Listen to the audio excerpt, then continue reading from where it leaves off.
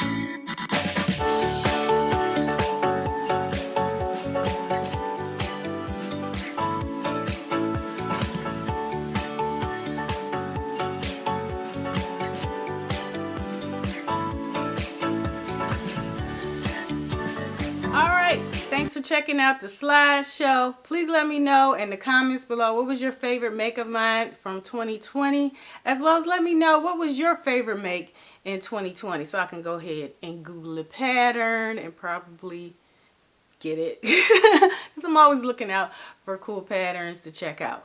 And also let me know what you would like to see from the channel going forward in 2021. It'll help me give you the things that you would like to see on the channel. So anyway, go ahead and let me know that in the comment section below. And also, if you haven't subscribed to the channel, please be sure to smash that subscribe button and hit the bell notification so that you won't miss any future videos. All right, thank you so much for watching. I hope you all are having a great day. Take care. Bye.